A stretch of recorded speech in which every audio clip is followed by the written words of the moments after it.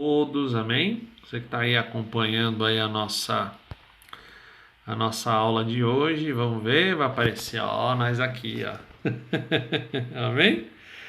Irmãos, a última aula nós falamos a respeito da igreja de Sardes, amém? Que era referente, ele era equivalente dentro da história da igreja ao período da Reforma Protestante. Irmãos, uma coisa importante que a gente precisa saber, e eu volto a frisar, é o seguinte: o livro do Apocalipse não é do fim do mundo. Ele contém coisas que acontecerão, mas o foco principal dele está voltado para a igreja, ok? Então, cuidado com esse negócio de que é Apocalipse, Covid, quero saber o que vai acontecer, não sei o que. Meu, a Bíblia não é cartomante. Tá lá no livro, ok? Tá lá escrito lá no livro, mas isso está envolvendo a igreja do Senhor. E fatos que também, claro, irão acontecer. A gente vai ver depois em outras aulas uma ligação até com aquele livro, com aquela introdução que eu dei referente ao livro de Daniel, tá? Porque não adianta querer estudar o Apocalipse sem estudar Daniel e estudar as outras profecias.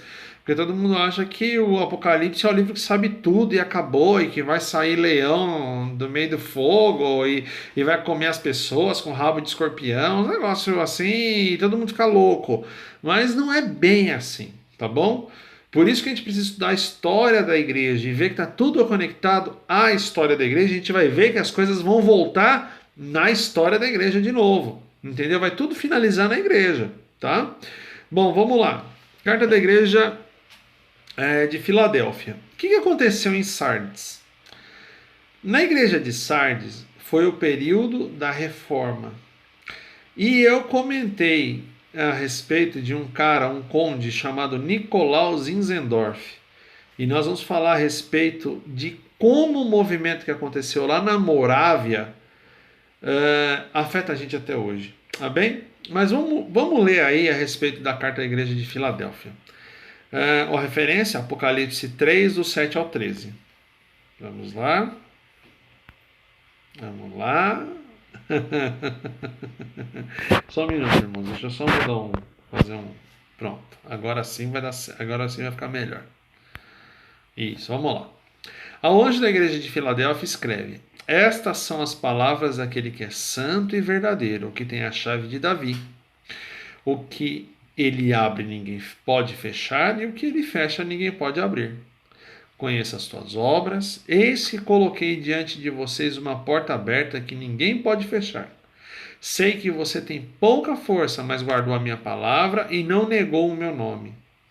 Vejam o que farei com aqueles que são da sinagoga de Satanás e que dizem judeus e não são, mas são mentirosos. Farei com que prostem aos seus pés e reconheçam que eu amei vocês. Visto que você guardou a minha palavra de exortação à perseverança, eu também guardarei na hora da provação, que está por vir sobre todo o mundo para pôr à prova os que habitam a terra. Venho em breve. Retenha o que tem, para que ninguém tome a sua coroa. Farei do vencedor uma coluna no santuário do meu Deus, e dali ele jamais sairá. Escreverei nele o nome do meu Deus e o nome da cidade do meu Deus, a Nova Jerusalém, que desce do céu da parte de Deus. E também escreverei nele o meu novo nome. Aquele que tem ouvidos, ouça o que o Espírito diz às igrejas. Vamos notar uma coisa interessante nessa igreja? Ela não tem repreensão. Vocês já perceberam? Todas as outras igrejas, até Sardes, todas elas têm uma repreensão. Todas têm uma repreensão. A igreja de Filadélfia não tem uma repreensão. Por quê? Porque a igreja de Filadélfia ela é referente à igreja do avivamento. Ok? A igreja do avivamento não só antigo, como na Idade Média, como o avivamento moderno também. Ela faz parte desse período da história da igreja. Por que é que a igreja de Sardes, que nós vimos na aula passada, o Senhor Jesus faz uma repreensão? Porque a igreja de Sardes, ela tornou-se uma igreja intelectualizada. A igreja da Reforma era uma igreja intelectual sem ser cheia do Espírito. Não posso falar que ninguém era cheio do Espírito Santo. Mentira. Logicamente que havia um ou outro, mas a sua maioria eles eram intelectualizados. Por quê? Martinho Lutero, se você não sabe, Martinho Lutero ele não era um cara qualquer, um monge qualquer. Ah, entrei lá no monastério, 2 semanas depois eu li na Bíblia que pela graça sois salvos, vou fazer 95 teses, vou pregar lá e vou pôr fogo na igreja católica, eu vou criar uma igreja protestante. Não. Martinho Lutero era doutor em teologia. Irmãos, para você chegar a ser doutor, você tem que estudar muito, viu? Você tem que fazer toda a graduação, tem que fazer naquela época o mestrado e o doutorado. Isso aí só a gente está falando aí de mais ou menos entre 8 e 12 anos de estudo da Bíblia e 12 anos de estudo todo dia. Ele não fazia absolutamente nada a não ser estudar a Bíblia. E acabou que por conta desse tronco intelectualizado do Martinho Lutero, a igreja passou a ser uma igreja intelectual, mas sem ter o Espírito Santo de Deus. E na igreja de Filadélfia, as coisas começam a mudar. O que aconteceu? A gente sabia que houve, né? Olha aí, a igreja do avivamento. A gente sabe que houve lá aquela pequena perseguição, depois que os filhos de o imperador do Sacro Império Romano, né, germânico, ele acabou sendo vindo os outros descendentes, foram vindo novas gerações, aqueles imperadores foram morrendo, os príncipes eleitores elegiam um novo imperador e por aí vinha, né? O que aconteceu? Subiu no poder um imperador, que agora eu não me recordo o nome dele, e ele começou a iniciar uma pré-perseguição aos cristãos luteranos da Alemanha, ok? O cristão luterano da Alemanha, que é o mesmo cristão evangélico que seria hoje, lá na Alemanha. E o que aconteceu nesse período aí? Os reformados, a igreja reformada, começou a fugir para uma região chamada Morávia. A região da Morávia, irmão, se eu não estiver enganado, é correspondente a alguma coisa ali próximo da Tchecoslováquia, da Eslováquia, da Eslovênia, mais para o sul da Europa, do centro-sul da Europa. O que aconteceu ali naquela região? Havia um conde, que eu já falei a respeito dele, o Nicolau von Zinzendorf. A família dele foi impactada pelo evangelho. E como ele já era conde, ele era podre de rico, ele não precisava trabalhar, ele não precisava fazer nada. As terras dele produziam tudo sem ele precisar fazer nada. O que ele fez? Eu vou dedicar minha vida ao evangelho. E como ele recebeu um pedaço de terra por ser conde lá na Mourávia, ele era alemão, mas recebeu um pedaço de terra na Mourávia. Ele começou a pegar os cristãos e começou a dar refúgio para os cristãos lá na Mourávia, lá nas terras dele. Irmãos, era terra tipo São Paulo, mais ou menos. Era do Zinzendorf. Eles eram muito ricos, era uma família extremamente próspera. O que aconteceu? Lembra que eu falei que a igreja era uma igreja intelectualizada? Começou a vir. Vinha um e falava, não, o evangelho é a doutrina do evangelho certa, é essa. Vinha outro grupo de refugiados da Alemanha, não, a doutrina do evangelho que é correta é essa. E começaram a criar várias doutrinas, assim como nós temos hoje. Igreja que pensa, que preocupa com cabelo, com saia, com calça, com uma série de coisas, com maquiagem, aí pode pôr, não pode pôr piercing, não pode pôr, pode usar calça, não pode pôr, essas coisas. E o que aconteceu? Começou a gerar muito distúrbio lá naquela região. E o que o Zinzendorf fez? Ele resolveu fazer o seguinte, ele falou, irmãos, vamos parar de brigar, nós vamos conclamar uma reunião de oração para que haja avivamento no meio do povo. Porque se lá em Atos nós tínhamos vários discípulos, cada um com um pensamento diferente do outro, cada um com uma cultura diferente da outra, cada um com uma criação diferente da outra. Tinha um cara que era cobrador de impostos, o outro era pescador. Um era de uma família dos zelotes, que eram extremistas judeus, o outro era uma dupla de irmãos que queria herdar o reino de Deus meio que na política, né?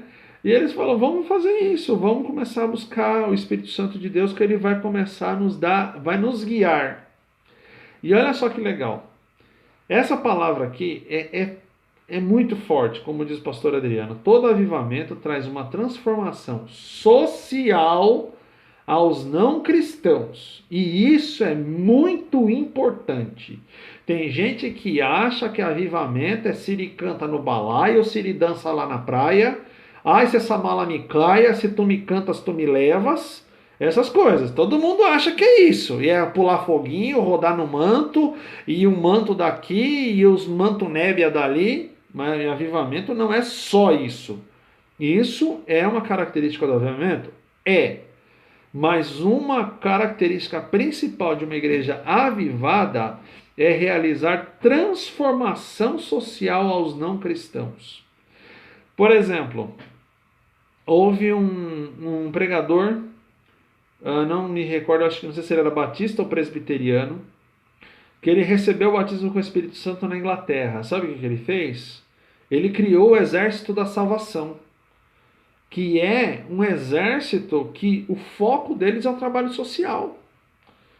Depois nós vamos falar a respeito do avivamento da Rua Azusa, do William Seymour, e a gente vai ver o que aconteceu lá na Rua Azusa, qual que foi a transformação social que a Rua Azusa gerou para os Estados Unidos na época.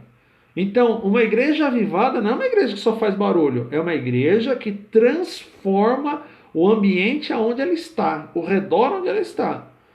Uma igreja que não transforme, só faz barulho, é só barulho, irmãos. Não resolve nada, tá?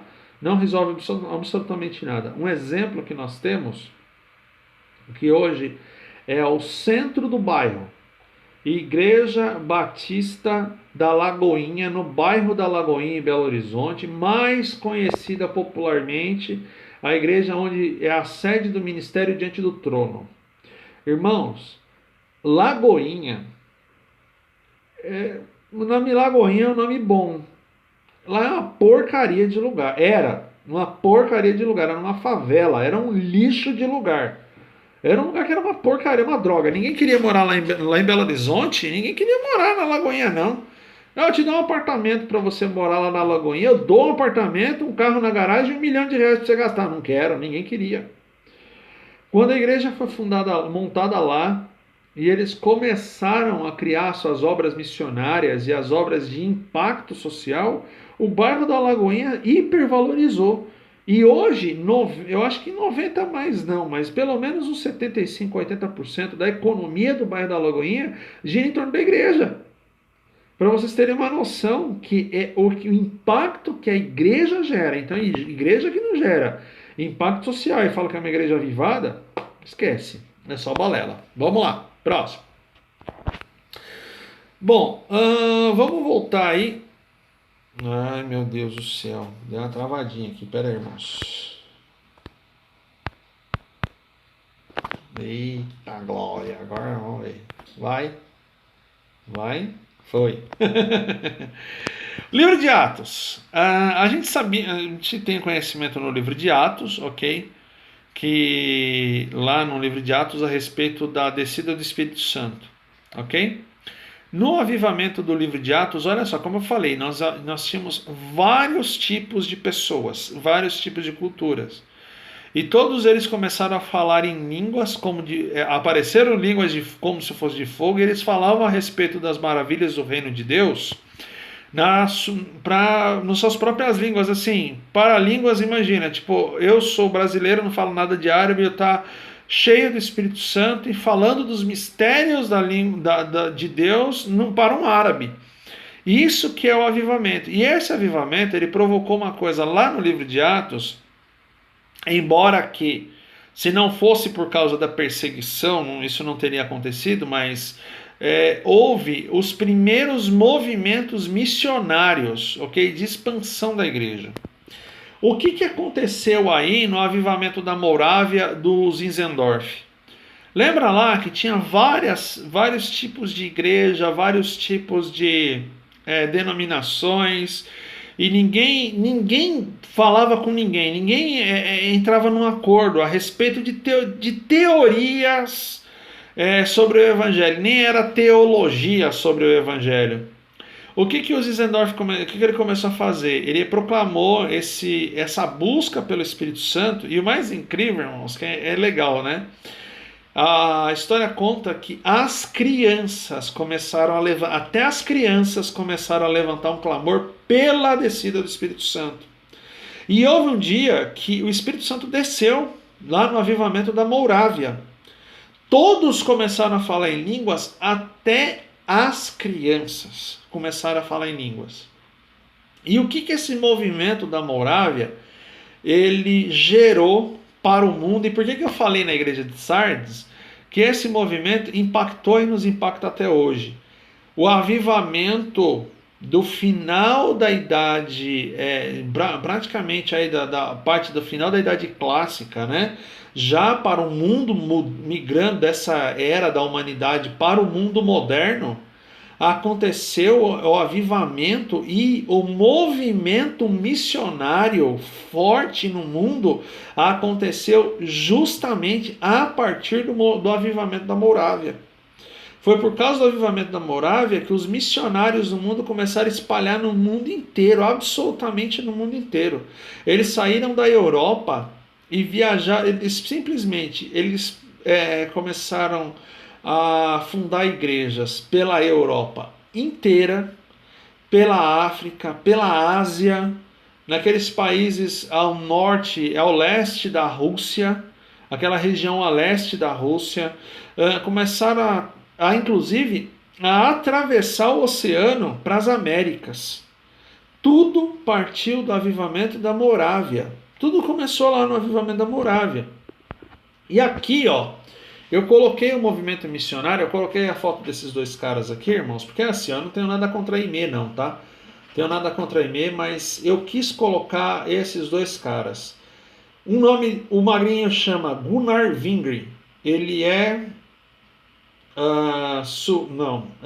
eu acho que ele era sueco. E o Daniel Berg, que ele era americano. Ele era escandinavo, o Gunnar Ving era escandinavo. Então pode ser sueco, norueguês ou dinamarquês. Não importa, ele é escandinavo. Irmãos, eu vou falar um negócio para vocês. Esses homens são os fundadores da igreja Assembleia de Deus. Não, essa aqui você não colocou a quadrangular, porque eu vou falar uma coisa para vocês.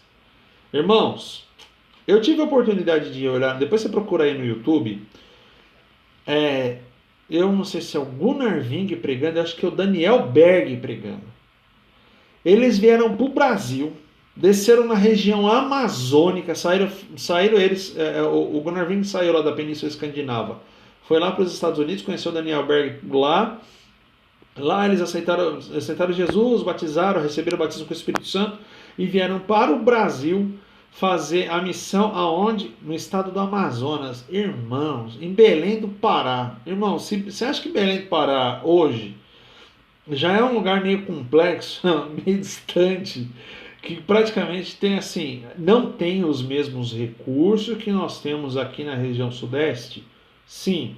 Não tem. Hoje, imagina na época que esses caras desceram no Brasil, irmãos. Não tinha nada, nada. E tem uma coisa. Eles foram pregar o Evangelho de Deus. Eles foram pregar o Evangelho de Deus lá em Belém do Pará, para uma região que, se hoje você acha que Belém do Pará tem mato, era muito mais mato. Falando um português. Você sabe o que eles sabiam falar de português? Deus é bom. Era a mensagem deles.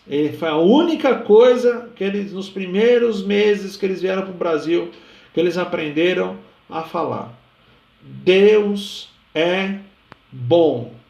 E nessa de Deus é bom, Deus é bom, Deus é bom, irmãos, o que acontece quando a gente é cheio do Espírito Santo de Deus? A Bíblia fala que quem convence o homem da justiça, do pecado e do juízo é o Espírito Santo. E nessa de só falar Deus é bom e cheio do Espírito Santo de Deus, eles conseguiram fundar uma das maiores denominações pentecostais do Brasil, se não for a maior.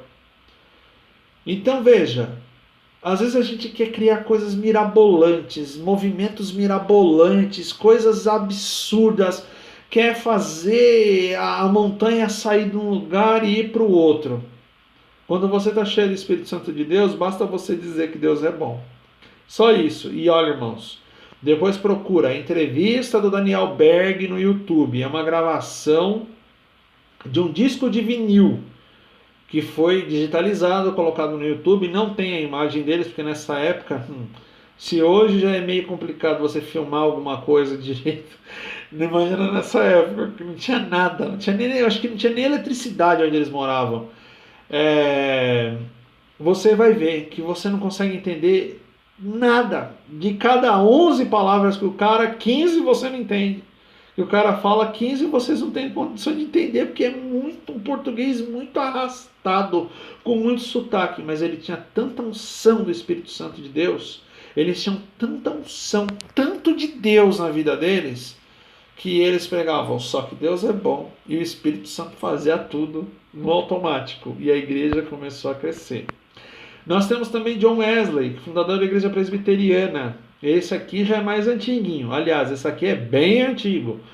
Viu? Bem antigo mesmo. Também grande pregador, cheio da palavra de Deus. Ele recebeu esse batismo com o Espírito Santo de Deus e ele começou a pregar, pregar, pregar. Foi um dos maiores pregadores, se eu não estiver enganado, do século XIX ou do século XVIII. Ou 17, não tenho bem certeza. Não, 17 não foi, 18. Ou, não, perdão, moço, 19. Foi um dos maiores pregadores do século XIX. Aqui, quando a gente fala de avivamento moderno da igreja, moderno que eu estou falando é 1912 para cá, de 1900 para cá. Esse aqui foi um movimento que impactou o mundo. Irmãos, movimento da Rua Azusa. Irmãos, igual o movimento da Rua Azusa, olha, eu não sou uma pessoa descrente, eu creio que Deus pode fazer sim. Mas esse movimento foi algo espetacular.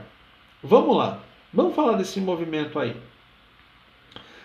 Esse jovenzinho que está aí na foto, ou esse senhor que está aí na foto, William Seymour, ele era filho de ex-escravos lá nos Estados Unidos. Irmãos, a gente vê na Globo, ai, racismo, ai, não pode falar mais preto, não pode falar mais negro, não pode falar mais não sei o que, porque tudo é racismo agora. Tudo é racismo.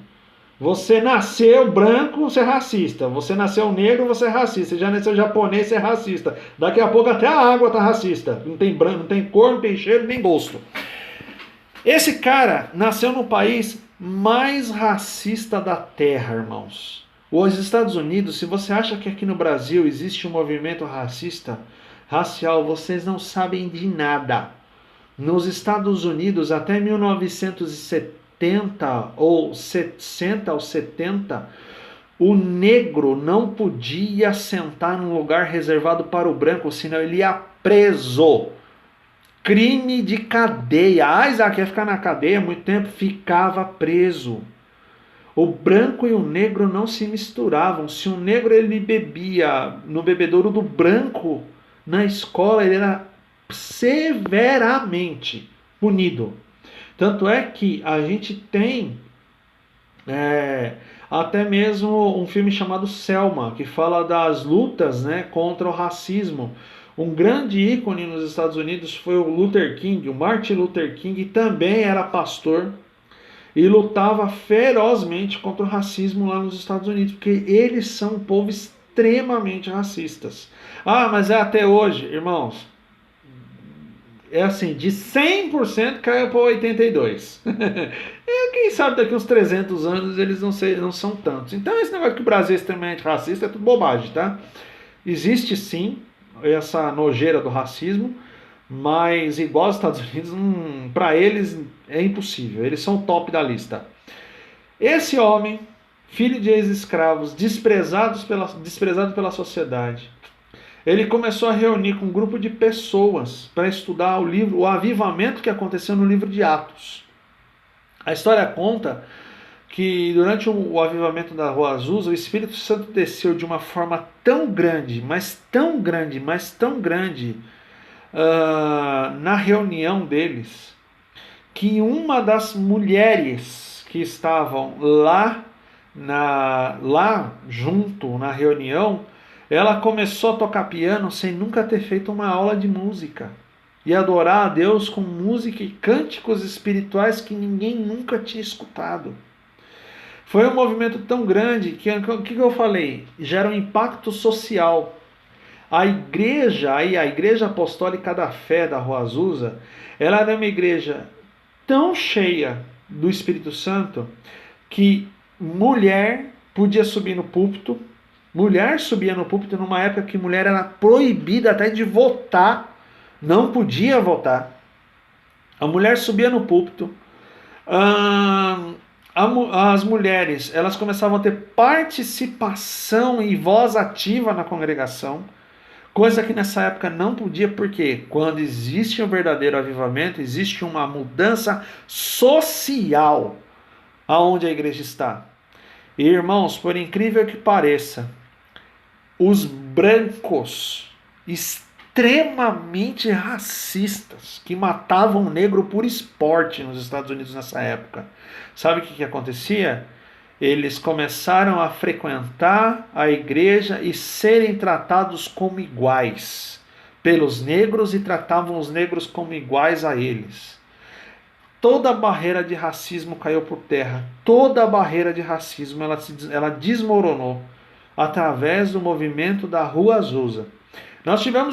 Houve alguns problemas, sim, ao longo do tempo, problemas graves, mas isso não é tema para assunto da nossa aula. Inclusive, é um tema que é uma aula que talvez eu nem vá dar para vocês. Mas o movimento da Rua Azusa, ela gerou algo incrível, irmãos. Nessa época, o negro não tinha força nem de falar. E lá havia uma liderança negra, branca, japonesa, asiático, índio. Por quê? Porque aonde existe o avivamento, existe uma mudança social na igreja.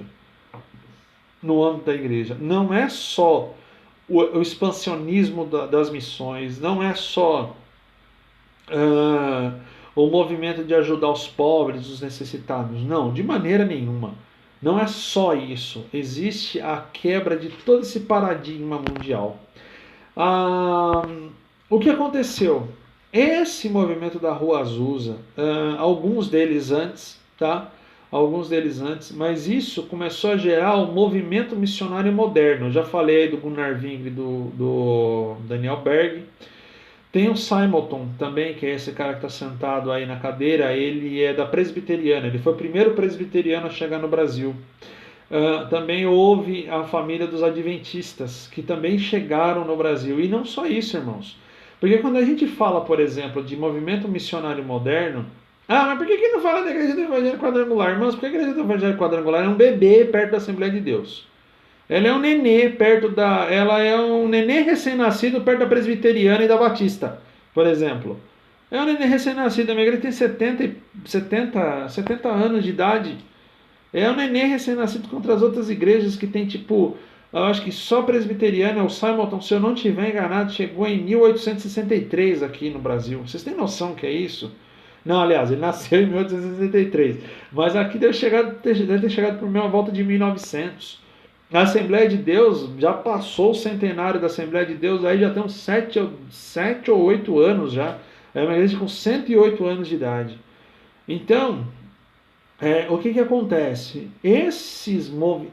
Quando aconteceu o avivamento e houve um movimento missionário, veja bem, isso aconteceu lá com o Conde Zinzendorf, lá no passado. Lá, viradinha do século XVII, lá meio do século XVIII, por aí. Isso tudo gerou movimento missionário e movimento de avivamento para as igrejas. Nós temos aí as principais igrejas hoje, Brasil para Cristo, hoje, pentecostais do Brasil, Assembleia de Deus, Brasil para Cristo, Sara Nossa Terra e Igreja do Evangelho Quadrangular. Essas são as 4 maiores igrejas pentecostais que nós temos no Brasil. Aí eu acho, se eu não estiver enganado, a Igreja do Evangelho Quadrangular deve ser a segunda ou a terceira igreja maior das igrejas pentecostais. Porque a imbatível é a Assembleia de Deus. Eles é o maior, porque na verdade a Igreja Assembleia de Deus é uma convenção, né? Então, depois eu explico para vocês como é que funciona. Amém? Mas veja, quando a gente fala da carta da Igreja de Filadélfia, a gente vê que aquele movimento que começou por volta do século XVIII, virada aí meio do século XVIII, do século XIX, finalzinho do XVII, XVIII, meio do XVIII, XIX, gerou impactos que se não fosse aquele movimento lá, talvez a igreja como nós conhecemos, como nós estamos acostumados a ver ela hoje, talvez nem tinha chegado no Brasil. Então, é por isso que existe essa importância de a gente estudar a igreja de Filadélfia. Amém? Eu espero você na próxima aula. Que Deus abençoe extremamente a sua vida. Que Deus dê graça para você. E nós nos vemos na próxima aula. Na próxima aula tem mais a história da igreja. E nós vamos chegar num ponto que nós vamos falar da igreja moderna. A igreja moderna. Tem gente que escreve livro. Nossa, soluções para a igreja do século XXI. A igreja do século XXI. O que você deve fazer? A igreja do século XXI. A igreja moderna. Irmãos, eu vou falar uma coisa para vocês. Esses caras não leram Apocalipse, não. Por isso que escrevem esses livros. Entendeu? Nós vamos ler, nós vamos ver. E nós vamos ver que o negócio não é bem assim. Não é tão simples assim. Tá? Mas como existe o Espírito Santo de Deus sobre as nossas vidas, ele torna tudo mais simples. Amém? Que Deus abençoe você. Nos vemos na próxima aula. Muito obrigado. Valeu. Tchau, tchau.